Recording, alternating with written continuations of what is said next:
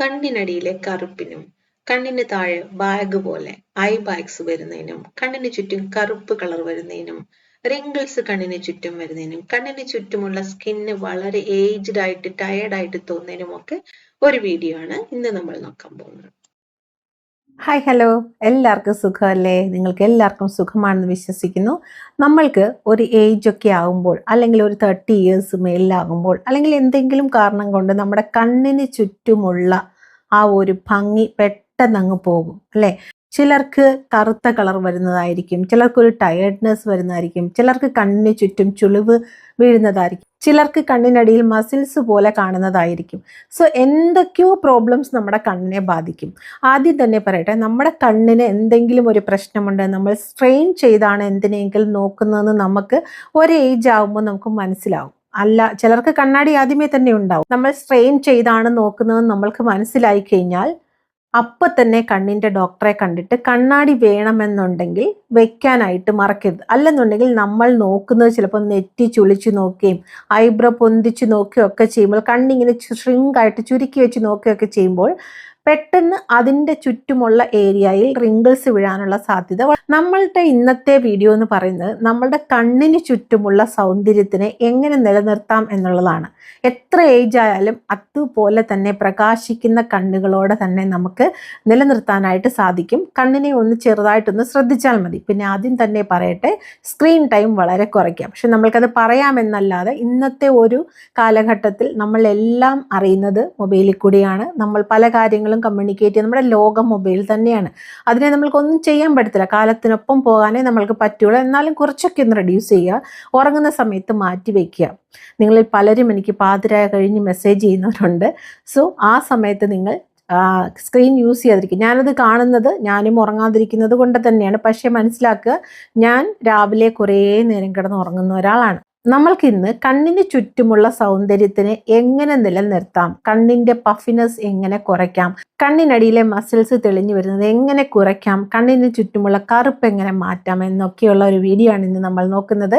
എത്ര പ്രായമായാലും ചുളിവുകളൊന്നുമില്ലാതെ പ്രകാശമുള്ള കണ്ണുകൾ കിട്ടാൻ വേണ്ടി എന്താണ് സൊല്യൂഷൻ നമുക്ക് നോക്കാം.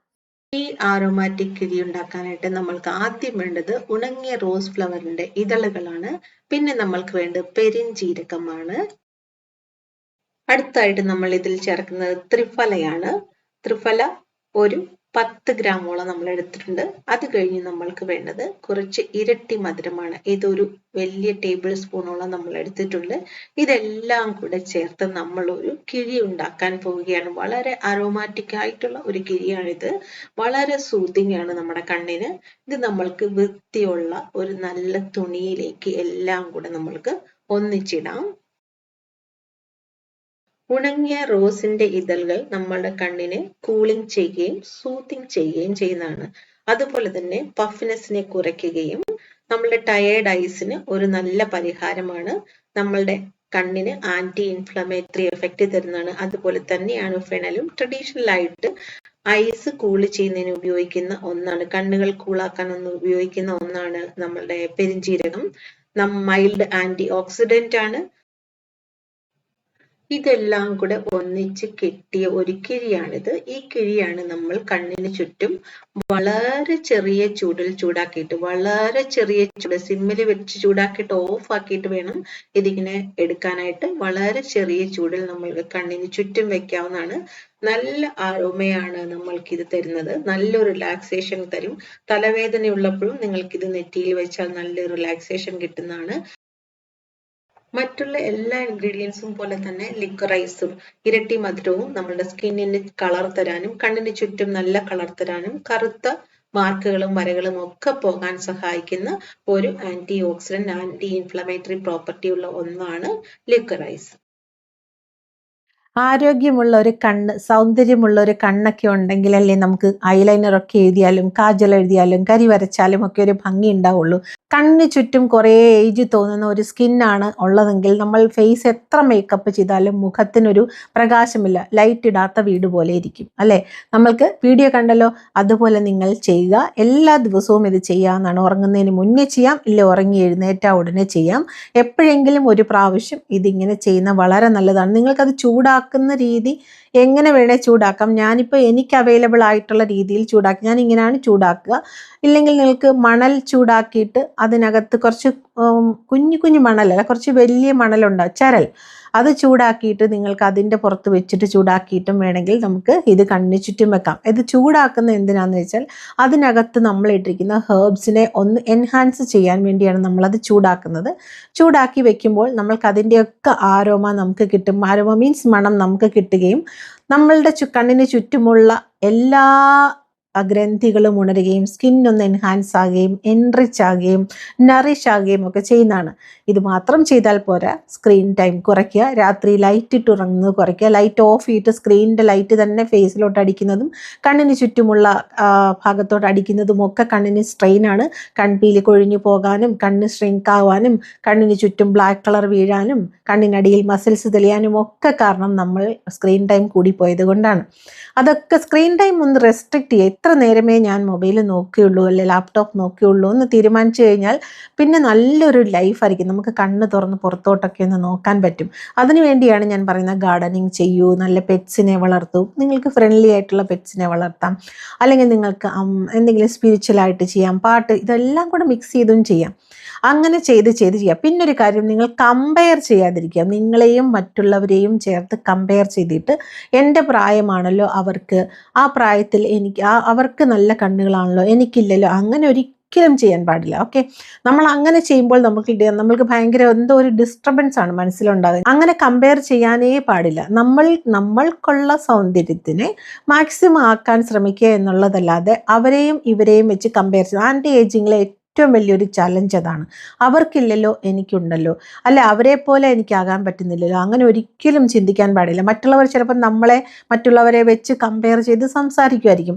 അവരെ കണ്ടില്ലേ, നിൻ്റെ പ്രായമല്ലേ, നിൻ്റെ അതേ ബാച്ചിൽ പഠിച്ചതല്ലേ, നിൻ്റെ കോളേജിൽ പഠിച്ചതല്ലേ, അവരൊക്കെ ഇങ്ങനെയാണല്ലോ, നിനക്കെന്താ അങ്ങനെ ആവാൻ പറ്റാത്തേ, നീ എന്താ ഇങ്ങനെ ആയിപ്പോയേ, അല്ലെങ്കിൽ യൂട്രസ് റിമൂവ് ചെയ്ത ഒരുപാട് പേരൊക്കെ ഉണ്ടാകും അല്ലേ.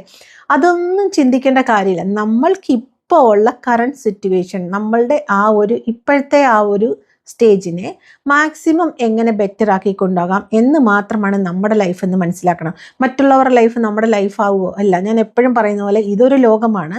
ഈ ലോകത്തുള്ള ഓരോ മനുഷ്യർക്കും പല തരത്തിലുള്ള ഒരു ലോകമാണുള്ളത്. അപ്പോൾ അത് നമുക്ക് മാറ്റാൻ പറ്റുമോ? നമ്മളുടെ അച്ഛനും അമ്മയും നമ്മളുടെ മാത്രം സ്വന്തമാണ് അല്ലേ. മറ്റുള്ളവർക്കുള്ള അച്ഛനും അമ്മയും നമ്മളുടെ പോലത്തെ അച്ഛനും അമ്മയും അവർക്ക് കിട്ടണം എന്നുണ്ടോ? അങ്ങനെ ചിന്തിച്ചിട്ട് കാര്യമില്ല, മനസ്സിലായോ? അങ്ങനെ ചിന്തിക്കാനേ പാടില്ല. നമ്മൾക്കൊരു ടേസ്റ്റ് ഇഷ്ടമാണ്, മറ്റുള്ളവർക്ക് അത് ഇഷ്ടമാകണം എന്നില്ലല്ലോ. അതുപോലെ തന്നെയാണ് ലൈഫ് എല്ലാവർക്കും ഡിഫറെൻ്റ് ആണ്. ഓരോരുത്തരുടെ ലൈഫാണ് അവരുടെ ലോകം. എൻ്റെ ലൈഫാണ് എൻ്റെ ലോകം. ഞാൻ എന്ത് ലൈഫാണ് മുന്നോട്ട് കൊണ്ടുപോകുന്നത്, അല്ലെ ഞാൻ എങ്ങനെയാണ് ഒരു കാര്യത്തിനെ കൺസീവ് ചെയ്യുന്നത്, അല്ലെ ഞാൻ എങ്ങനെയാണ് ഒരു കാര്യത്തിനെ മനസ്സിലാക്കുന്നത്, വിലയിരുത്തുന്നത്, ഡീൽ ചെയ്യുന്നത്, അല്ലെങ്കിൽ അതിനെ എങ്ങനെയാണ് മൂവ് ഓൺ ചെയ്യുന്നത്, ഇതൊക്കെയാണ് എൻ്റെ ലോകം അല്ലെ. എൻ്റെ റിലേറ്റീവ്സും എൻ്റെ വേണ്ടപ്പെട്ടവരും, അല്ലെങ്കിൽ ഞാൻ അവരോട് സംസാരിക്കുന്ന വിധവും, ഞാൻ വർക്ക് ചെയ്യുന്ന വിധവും, ഞാൻ നിങ്ങളോട് ഇപ്പം എൻ്റെ ലോകത്ത് നിങ്ങളുണ്ട് അല്ലേ. എനിക്കത് ഭയങ്കര ഇഷ്ടമാണ് കേട്ടോ. എനിക്ക് ഭയങ്കര കുറച്ചും കൂടെ എൻ്റെ ലൈഫ് വളരെ കളർഫുൾ.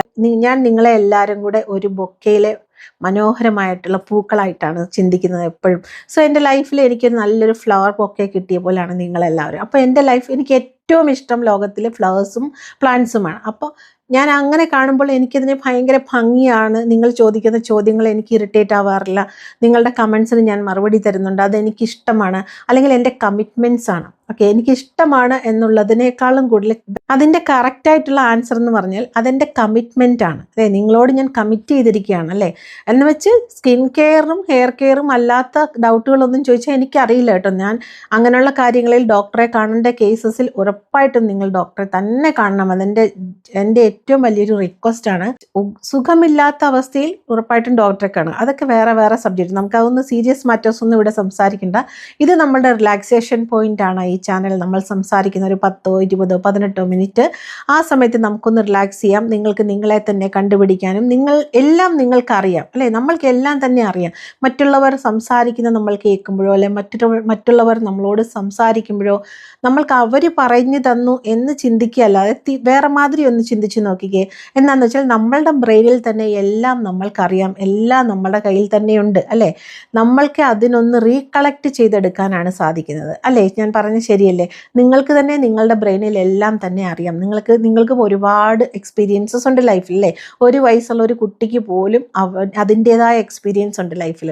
അപ്പോൾ അതിനെയൊക്കെ നമ്മൾക്ക് അറിഞ്ഞു വെച്ചിരിക്കുന്ന ആ അറിവുകളെയൊക്കെ ഒന്ന് ബ്രഷപ്പ് ചെയ്ത് റീകളക്ട് ചെയ്തെടുക്കാനാണ് ഞാൻ ശ്രമിക്കുന്നത്. നിങ്ങളെ ഒന്ന് തിരിച്ചറിയിപ്പിക്കാനാണ്. ഇനിയും ജീവിതം ബാക്കി കിടക്കുകയാണ്. ഒരിക്കലും മറക്കരുത്, നമ്മളുടെ പകുതി ലൈഫേ നമ്മൾ ജീവിച്ചു തീർന്നിട്ടുള്ളൂ, ബാക്കി ലൈഫ് നമ്മൾക്ക് അങ്ങോട്ട് കിടക്കുകയാണ്. അപ്പോൾ ആ പകുതി ലൈഫ് ഉറപ്പായിട്ടും ബ്യൂട്ടിഫുൾ ആയിട്ട് ജീവിക്കണം, ഭംഗിയായിട്ട് ജീവിക്കണം. എന്തെങ്കിലുമൊക്കെ നല്ല നല്ല കാര്യങ്ങൾ ചെയ്യുക, മറ്റുള്ളവരെ ഒന്ന് സ്മൈല് ചെയ്യിപ്പിക്കാൻ ശ്രമിക്കുക, അവരെ ഒന്ന് ചിരിപ്പിക്കാൻ ശ്രമിക്കുക. അത് ഭയങ്കര അച്ചീവ്മെൻ്റ് ആണ് കേട്ടോ ലൈഫിൽ. ഒരു ഹൈ ബൈ റിലേഷൻഷിപ്പ് കീപ്പ് ചെയ്യുന്നത് എപ്പോഴും നല്ലതാണ്. ഒത്തിരി പേഴ്സണലായിട്ട് ആരോടും കയറിപ്പോയിരിക്കുക. പക്ഷെ നമ്മൾക്ക് പറയാനുള്ളത് പറയേണ്ടതുപോലെ പറയാൻ ഒരിക്കലും മടിക്കരുത്. പറയേണ്ട സമയത്ത് പറയേണ്ടത് പറഞ്ഞില്ലെന്നുണ്ടെങ്കിൽ പിന്നെ നമ്മൾ അതിനെ എക്സ്പ്ലനേഷൻ ചെയ്യേണ്ടതായിട്ട് വരും. പിന്നെ അത് എക്സ്പ്ലനേഷൻ ചെയ്താൽ അവർക്ക് മനസ്സിലാവില്ല, നമ്മൾക്ക് കൺഫ്യൂഷനാകും, നമ്മളെ തന്നെ നമ്മൾ കൺഫ്യൂഷനാക്കിക്കും. അതുകൊണ്ട് ലൈഫിനെ നന്നായിട്ട് കൊണ്ടുപോകാനായിട്ട് ശ്രമിക്കുക. ബ്യൂട്ടിഫുള്ളായിട്ട് ഈസി ആയിട്ട് ഒരു ഫെദർ ടച്ചോട് കൂടി കൊണ്ടുപോകുക. ഓക്കെ, അപ്പോൾ ഞാൻ എപ്പോഴും നിങ്ങളുടെ കൂടെ ഉണ്ടാവും, നിങ്ങളും എൻ്റെ കൂടെ എപ്പോഴും ഉണ്ടാവും എന്നുള്ള വിശ്വാസത്തോടെ മറ്റൊരു കണ്ടന്റുമായി നല്ലൊരു വീഡിയോയിൽ കാണുന്നിടം വരെ ടേക്ക് കെയർ.